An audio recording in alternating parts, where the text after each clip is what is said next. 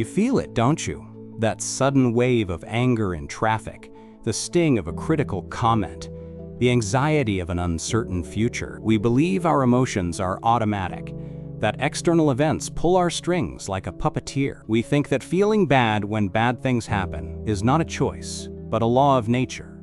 This belief feels true. It feels unavoidable, but it is the most profound and disempowering lie you've ever been told. A cage with a door that has always been unlocked. Look at this man. He spills his morning coffee, and his day is instantly ruined. His face contorts with frustration, his shoulders slump in defeat. In his mind, the spilled coffee is a catastrophe, a personal attack from the universe.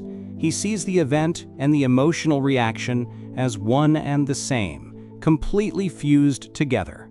He cannot imagine any other way to respond. For him, the external mishap directly translates into internal misery. He has given a simple, meaningless event complete power over his state of mind. Now he sits in his car, stuck in motionless traffic. Horns blare around him, and with each sound, his grip on the steering wheel tightens. His knuckles are white. He sees the traffic jam not as a neutral delay, but as a personal insult, a force deliberately holding him back. His heart pounds, his jaw is clenched, and a storm of silent curses fills his mind. He is a prisoner in a small metal box, and he believes the bars are made of steel and glass, not his own perception. Later, at work, his boss offers a single point of mild criticism. It is not harsh, it is not cruel, yet he hears it as a declaration of his own failure. He feels a pit in his stomach. All his hard work, all his effort, feels invalidated by this one comment. He replays the words over and over, each time making them sound more severe, more damning. The rest of his day is clouded by this feeling of inadequacy, this dark shadow cast by a few simple words. At night, he scrolls through his phone. He sees images of other people's success, their perfect vacations, their happy relationships. He doesn't see curated moments. He sees a reality that he is failing to achieve. A feeling of envy and loneliness washes over him. He compares his own messy, complicated life to these flawless digital snapshots and finds himself lacking. The glowing screen becomes a window into a world where everyone else seems to have figured it out, leaving him feeling isolated and behind. He is a puppet, and he doesn't even realize he is the one holding the strings. Every event, every person, every small inconvenience yanks him in a different direction. His happiness is fragile, entirely dependent on a world he cannot control. He needs the traffic to be clear, the coffee to stay in the cup, and the world to give him constant approval. He is living in a state of perpetual reaction, a leaf blown about in a chaotic and unpredictable wind. This is the life most of us accept as normal. We believe that emotional stability is about trying to build a perfect, problem-free world around us. We try to control everything, other people's opinions, our career trajectory, our daily schedule, hoping that if we can just arrange the external pieces correctly, we will finally feel peace inside. We exhaust ourselves in this impossible project, chasing a state of calm that depends entirely on a world that is, by its very nature, chaotic and unpredictable. We have been taught that our feelings are direct reports on reality. Anger means we have been wronged. Anxiety means we are in danger. Sadness means we have lost something valuable. We trust these feelings implicitly, like a compass pointing true north. We never stop to question whether the compass itself might be broken. We never ask if the feeling is a true reflection of the event, or merely a story we are telling ourselves about the event. The great lie is that this way of living is safe. It seems easier to blame the world for our unhappiness than to look inward. It is comfortable to be the victim, to believe that our turmoil is caused by forces outside of our command. This allows us to avoid the difficult work of self-examination. It keeps us from taking responsibility for our own internal world. But this comfort is a cage, and the sense of safety it provides is an illusion. This is the starting point. This is the prison of the uncontrolled mind, a world where your peace can be stolen by a traffic jam and your self-worth can be shattered by a stray comment. But what if there was another way? What if the ancient thinkers, like the Roman philosopher Seneca, knew a secret that we have forgotten? A secret not about controlling the world, but about controlling the one thing you truly can: your own mind. Now let's go back to the man in the traffic jam. He is fuming, his blood pressure rising. But in a brief moment of silence between the honking horns, a question flickers in his mind, quiet but clear. Is it the traffic that is making me angry, or is it my belief that the traffic should not be here? It's a small crack in the wall of his rage. A tiny seed of doubt is planted in the soil of his certainty. This single question begins to unravel everything. He starts to see the immense cost of his emotional reactions. He sees his constant frustration is not a weapon against the world, but a poison he willingly drinks every day. It exhausts him, leaving him with no energy for the things that truly matter.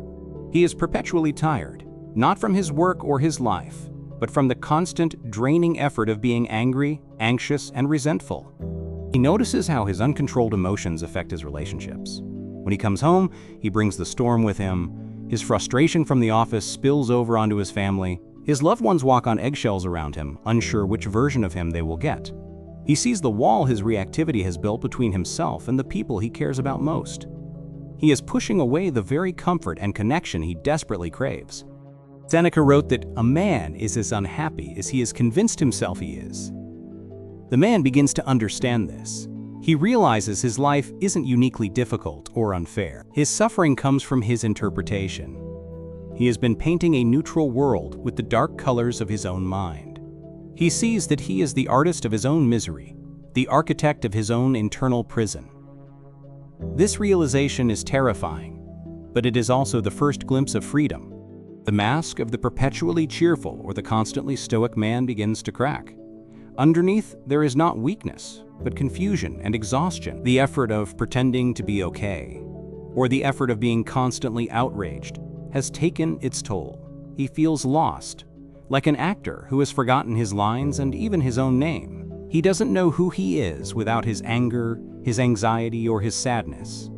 These feelings have become his identity.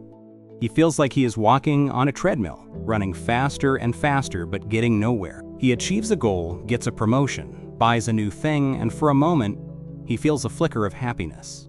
But it quickly fades, and he finds himself right back where he started, empty and wanting more. He realizes that seeking happiness from external things is a race with no finish line. The satisfaction is always temporary, always just out of reach. He starts to see the chains on his wrists for the first time. They are not made of iron, but of opinions. One chain is labeled, "I need their approval."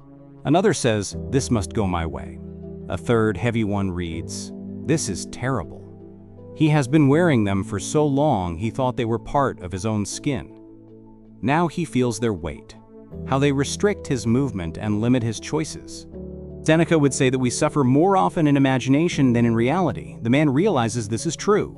The actual event, the criticism, the delay, the mistake, is often small and fleeting, but his mind replays it, magnifies it, and projects it into a catastrophic future.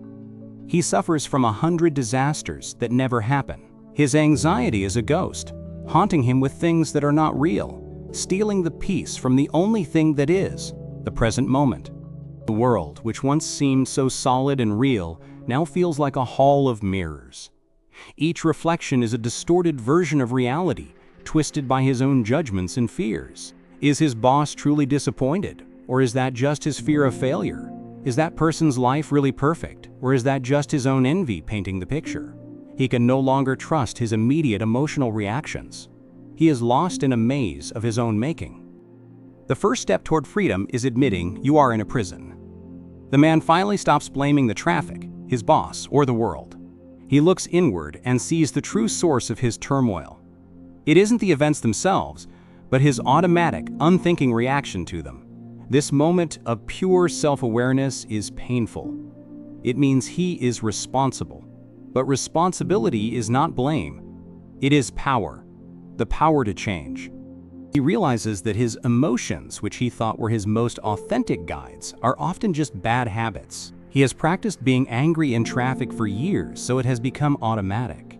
He has rehearsed feeling anxious about the future, so it feels natural. But like any habit, it can be broken. It can be unlearned. This simple idea that his emotional state is a skill, not a given, is a revolutionary thought that begins to change everything for him. Seneca taught that a key practice is to separate the event from your judgment of it. The man visualizes this. He sees a piece of news. A project at work is canceled. In the past, this would be instantly fused with the thought, this is a disaster, I'm a failure. Now he mentally pries them apart. He isolates the event. The project is canceled. That's it. A neutral fact. He holds it in his mind, separate from the emotional story he usually attaches. He looks at his reflection in a puddle after a rainstorm. For the first time, he doesn't see a victim or a failure. He sees a person who has been living life on hard mode by choice. He has been fighting against the currents of reality, trying to bend the world to his will, instead of learning how to navigate the waters. The reflection doesn't smile, but there's a newfound clarity in its eyes. A quiet acknowledgement of a long and unnecessary struggle. This process of unraveling is disorienting. When you stop relying on your old emotional habits, there is a void, without the familiar rush of anger or the dull ache of anxiety. Who are you? He feels a sense of emptiness. But this is not the emptiness of loss. It is the emptiness of open space. The emptiness of a blank canvas before the first stroke of paint. It is the quiet before the real work begins. He begins to question the very goals he was chasing. Did he really want the promotion, or did he just want the feeling of approval he thought it would bring? Did he really envy that person's vacation, or was he just craving a sense of peace he believed he lacked? He sees that he has been chasing proxies, symbols of happiness, instead of happiness itself. The entire map he has been using to navigate his life is now in question. The common lie promised comfort, but it delivered fragility. It promised that if you could just get what you want, you'd be happy. But he now sees this makes him incredibly weak, a slave to fortune. If your happiness depends on things you can lose, then anxiety is your permanent state. He sees the trap clearly now. The pursuit of external validation and perfect circumstances is not a path to joy, but a direct road to constant, low-grade fear. Doubt becomes his most powerful tool. He starts to greet every strong emotion with a simple, powerful question. Is this true? Is it true that this traffic jam is a disaster? Is it true that this comet defines my worth? Is it true that this fear is predicting the future? This small pause, this moment of questioning, is a revolutionary act. It inserts a space between the spark and the explosion. It is the beginning of conscious control. He observes others still caught in the trap. He sees the rage in other drivers, the anxiety in his colleagues, the quiet desperation in the pursuit of more. He doesn't feel superior. He feels a deep sense of compassion. He recognizes his old self in them. He understands the prison because he has lived in it for so long. He sees that everyone is just trying to find peace, but most are looking for it in all the wrong places. The old world begins to fade. The world where his emotions were in charge, where his peace was a commodity to be earned or lost. It's like waking from a long, stressful dream. The dream world felt real. Its threats were terrifying. But now, with his eyes opening, he sees it was all a construction of the mind. The fear, the anger, the despair, they were just shadows on the wall of his own consciousness. He is ready for the truth. He is tired of being a puppet, tired of the fragile happiness, tired of the self-inflicted suffering. The process of questioning has cleared the ground. He has dismantled the old structure of belief and now stands in the rubble, ready to build something new, something stronger, something that cannot be shaken by the winds of fortune or the whims of the world. He is ready to learn the secret of the inner citadel. Here is the core revelation, the truth that Seneca and the Stoics built their lives upon. It is not events that disturb you, but your judgment about those events. This is the key that unlocks everything. The traffic jam is not bad. It is just a traffic jam. The criticism is not devastating. It is just words. The loss is not the end of the world. It is just a change in circumstance. The power lies not in the event, but in the space right after, where you choose what it means. Imagine your mind as a fortress, an inner citadel.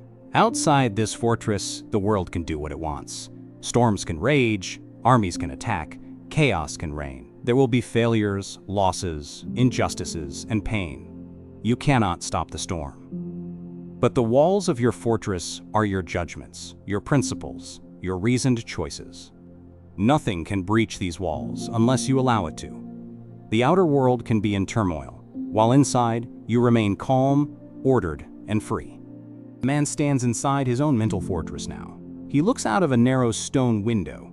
He sees the same spilled coffee, the same traffic jam, the same critical boss. But from in here, they look different. They are merely information, not threats. He can observe them without being harmed by them. The storm is still happening, but it is outside. He is no longer drowning in the wave. He is the lighthouse keeper, watching it crash against the rocks below. This is the superpower Seneca is offering you. It is the clear distinction between what you control and what you do not. You do not control the economy, the weather, or what other people think of you. Wasting energy trying to command these things is the definition of insanity, but you have absolute, unbreakable control over how you respond. You control your thoughts, your judgments, and your actions. This is where your true power lies. Focus only on this. Let's re-examine a negative event through this lens. Someone insults you. The event is just sound waves hitting your ear. That's it. A neutral, physical process. The suffering comes from the judgment you add. They disrespected me. This is an attack on my worth. I am diminished. The Stoic learns to stop at the sound waves, to not add that second, poisonous layer. The insult then has no hook, no place to land. It passes by like the wind. This inner fortress is not built from apathy or detachment. It is not about feeling nothing. It is about choosing to feel the right things. It's about feeling courage instead of fear, resilience instead of despair, and a sense of duty instead of anxiety. You are not a stone. You are a soldier. The fortress is your base of operations, the place from which you act in the world with purpose and calm, no matter how chaotic the battlefield gets. Think of it like this. An archer cannot control the wind, the movement of the target, or a sudden gust of rain. If his happiness depends on hitting the bullseye, he will be miserable. But the wise archer knows he can only control his own stance, his breathing, his aim, and his release. He places his joy in the quality of his own actions, not in the outcome. He does his best and accepts the result with grace.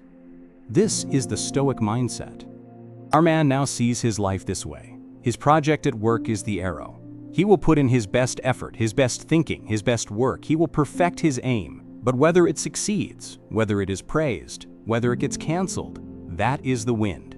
It is outside of his control. He detaches his ego from the outcome and attaches his self-worth to the quality of his effort.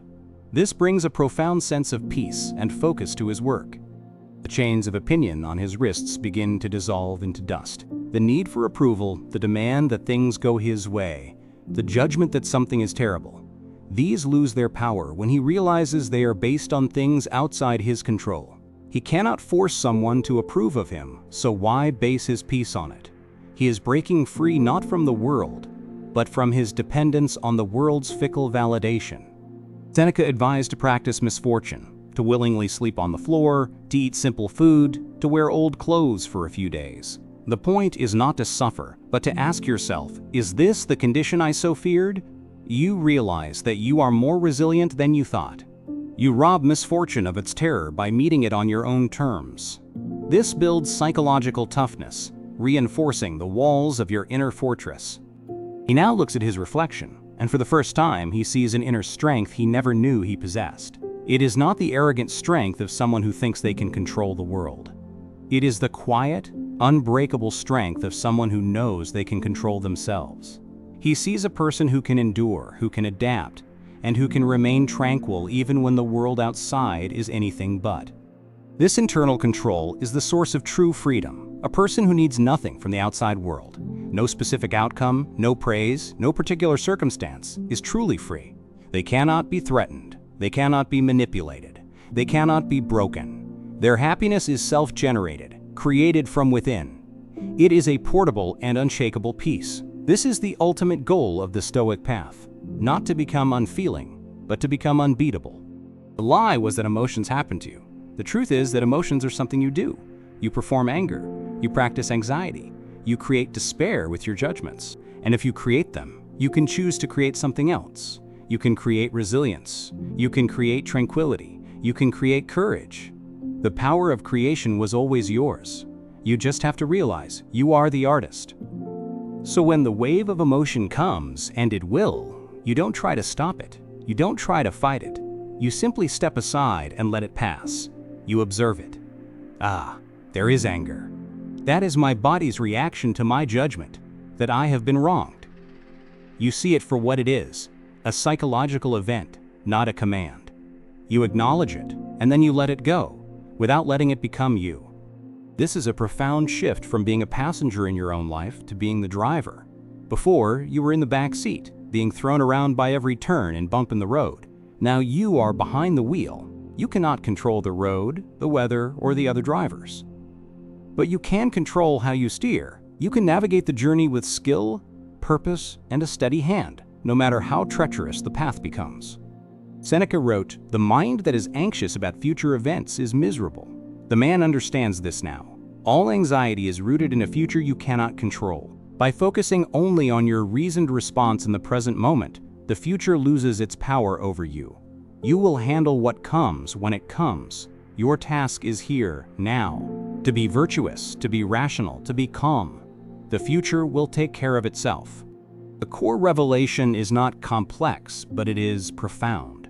Your emotions do not come from events. They come from your stories about events. Change the story, and you change the emotion. You are the storyteller. The universe provides the setting and the characters, but you write the plot. You decide if the story is a tragedy of a helpless victim or an epic of a resilient hero. The pen is in your hand. This isn't a one-time fix. It is a lifelong practice. Building and maintaining the inner fortress requires daily training. Every frustration, every setback, every challenge is an opportunity to practice. It's a chance to reinforce the walls, to sharpen your reason, and to strengthen your resolve. Life is not a series of problems to be avoided, but a gymnasium for the soul, designed to make you stronger. The ultimate power is to be able to walk through fire and not be burned. This does not mean the fire isn't hot. It is. It means you have cultivated an inner state that is not consumed by the heat. You can experience pain without becoming it. You can face loss without losing yourself. You can feel fear without being controlled by it. This is the resilience of the Stoic sage, the unshakable peace of the mastered mind. So the answer to how you control your mind and master your emotions is this: you don't. You don't control your mind, you lead it. You don't master your emotions, you reframe them. You stop trying to control the uncontrollable world, and you focus all your energy on mastering the one thing that is truly yours: your judgment. This is the great work. This is the path to tranquility. Now begins the transformation. Embracing this truth is not easy. It is a path of resistance against your own deepest habits and the world's expectations. The man stands at a fork in the road. One path is wide, paved, and crowded, with people being carried along by their reactions, heading toward a gray, uninspired city.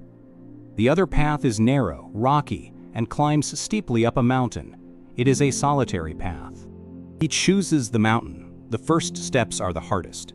Every instinct screams at him to go back to the easy path. He gets an angry email and his body tenses, his heart races. The old habit wants to take over, but now he pauses. He takes a breath. He observes the feeling of anger without judgment. He reminds himself, this is just information. My response is my choice. It is a struggle. It feels unnatural. People around him don't understand this new way. When he doesn't react with anger to an injustice, they call him passive. When he doesn't despair at a setback, they call him uncaring. He feels a sense of loneliness. The world operates on the logic of emotional reaction, and he is learning to speak a new language. The path of the developing Stoic is often walked alone, away from the validation of the crowd. He is building his fortress, stone by stone. Each time he chooses a reasoned response over a knee-jerk reaction, he adds another block to the wall. A moment of patience in traffic is a stone. Forgiving a slight is a stone. Facing a fear with courage is a stone. It is slow, deliberate, and often thankless work. But with each stone, the fortress gets stronger, and the noise of the world gets fainter.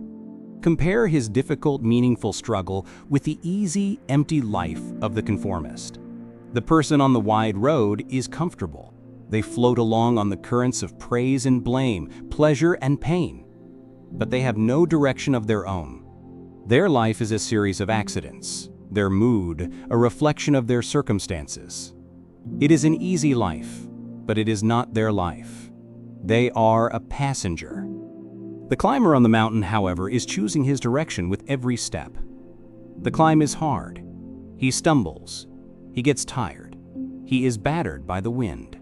But he is moving upward, toward the summit. His life has a purpose defined from within. The struggle itself gives him strength. The pain of the climb is meaningful because it is chosen in the service of a higher goal, self-mastery. He learns to find joy not in reaching the summit, but in the act of climbing itself.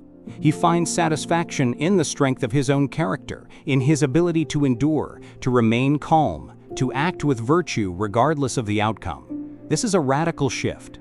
Happiness is no longer a destination. It is the way you travel. It is the quality you bring to the journey, especially when the journey is difficult. The freedom he discovers on this path is not the freedom to do whatever he wants. It is the freedom from being controlled by whatever he wants. Freedom from his own appetites, his own fears, his own anger. It is the freedom that comes from discipline, not indulgence. He is becoming the master of his own inner kingdom, rather than being a slave to its whims. He starts to see challenges as opportunities. A difficult conversation is a chance to practice patience and clarity. A financial setback is a chance to practice resilience and simplicity. A health problem is a chance to practice courage. The world is no longer a set of threats to be avoided, but a curriculum designed for his own growth. He starts to welcome the tests, knowing they will make him stronger. His inner world transforms. Where there was once a constant storm of anxiety and anger, there is now a growing sense of quiet. It's not empty, but full of a calm, observant presence. He has created a space of tranquility within himself. This inner peace is not dependent on the world being peaceful. It is a peace that can coexist with chaos. He carries his own weather with him now. The path of transformation is a paradox. By giving up control over the external world, he gains true control. By accepting the possibility of pain and loss, he frees himself from the fear of them. By choosing the harder path of self-discipline, he finds an easier, more peaceful life. He has to let go of everything he thought he wanted in order to gain the one thing he truly needed, a mind at peace with itself. He is no longer fighting the river of life. He is not trying to swim against the current. Instead, he has built a strong boat with a rudder. He can't control the river, its twists, or its speed, but he can steer. He can navigate with skill and purpose, avoiding the rocks and guiding himself toward his chosen destination, using the power of the current rather than fighting against it.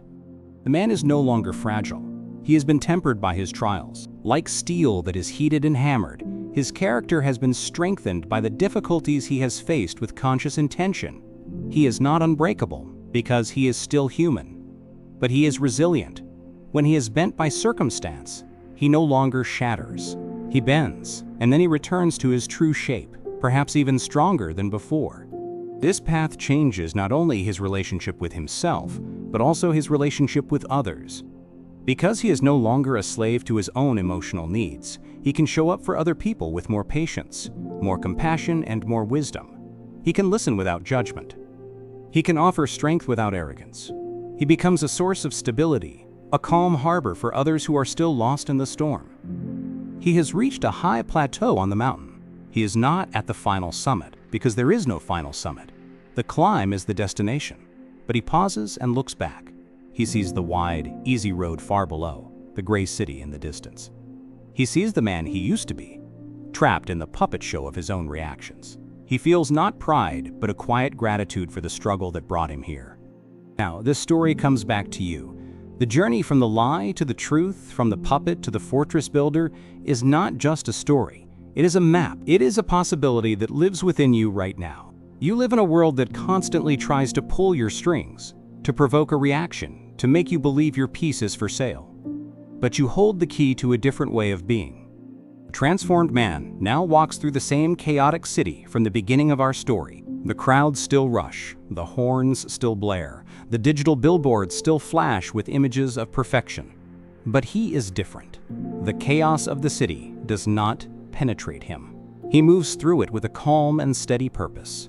He has an invisible shield, not of apathy, but of reasoned choice. He is the eye of his own hurricane. He sees a person spill their coffee and start to fume. He doesn't judge them. He feels a quiet compassion. He remembers what it was like to believe that a small accident had the power to ruin a day. He recognizes the prison because he knows its bars intimately. He understands that this person is not weak. They are simply untrained in the art of living, an art that our modern world has largely forgotten to teach. Your life is your gymnasium. Every day provides you with a new workout. The annoying colleague, the unexpected bill, the moment of self-doubt. These are not interruptions to your life. They are your life. They are the weights that, if you choose to lift them correctly, will build your inner strength. Will you see them as curses to be endured, or as opportunities to be embraced? The choice is yours in every moment. Remember the archer. Focus only on what you control, your effort, your intentions, your judgments. Let go of the outcome. Put your best into the world, and then let fortune do what it will. This is where peace is found. Not in a perfect world, but in a perfect effort. Not in a guaranteed outcome, but in a virtuous process. Your worth is not in what you achieve, but in how you strive. You have an inner fortress. Right now, its walls may be weak. They may be crumbling from years of neglect, from letting every stray opinion and passing event breach your defenses. But you are the architect. You can rebuild. You can start today. With the next small annoyance, you can lay one stone. You can choose to pause, to question your judgment, and to respond with reason instead of reaction. This is the ultimate form of self-care. It is not bubble baths or weekend getaways. It is the daily, moment-by-moment work of managing your own mind. It is the discipline to not inflict unnecessary suffering upon yourself. It is taking responsibility for your own tranquility. This is the hardest and most important work you will ever do. It is the foundation upon which a good life is built. The journey we have taken is from outsourcing your happiness to creating it from within, from being a fragile puppet of fortune to becoming a resilient master of your own soul, from believing the lie that the world controls your feelings to embracing the truth that your judgments do. This is not just a philosophical idea. It is a practical guide to living with strength, purpose, and peace. The man from our story now stands on the summit of the mountain. He looks out not at a landscape of problems and threats, but at a world of neutral events, of opportunities to practice virtue. He is not happy because his problems are gone. He is at peace because his relationship with his problems has been transformed. He holds the key to his own fortress not as a weapon, but as a simple tool. This power is already inside you. It is your birthright as a rational human being. The ability to pause, to reflect, and to choose your response is the greatest gift you possess. Society may have taught you to ignore it, to react instantly, to live on the surface of life. But the power has always been there, waiting in the quiet space between what happens and what you decide it means. Do not seek a life without storms. That is a foolish and impossible wish. Instead, seek to become the person who can walk through any storm and not be broken by it. Seek to build a ship that can withstand any sea. This is the goal. Not a life of ease, but a life of unshakable internal strength. That is a goal worthy of your time, your effort, and your life. The final image is one of quiet power. The man is now home. He is not reacting to the news on television. He is not anxious about tomorrow. He is simply present, calm, and available to the moment. His peace is not loud or flashy. It is a deep, quiet current that runs beneath the surface of his life. It is the peace that comes from knowing you are in command of your own soul. The teachings of Seneca are over 2,000 years old, yet they are more relevant now than ever. In a world of distraction, outrage, and constant stimulation, the ability to command your own mind is not just a virtue, it is a necessity for survival. The fortress of the mind is the only shelter that will truly protect you. Build it well. So the next time you feel that wave of anger, anxiety, or despair rising, remember this journey. Remember that you have a choice. You can be the puppet yanked around by circumstance, or you can be the fortress, observing the storm from a place of safety and strength. You can let the event control you, or you can take command of your judgment about the event. The door to your own prison is unlocked. It has been unlocked all along. You have the key. The question is not how to get it, but whether you will find the courage to use it. The path is difficult. It is a lifelong practice. But it is the only path that leads to true freedom and unshakable peace. The choice, as always, is yours.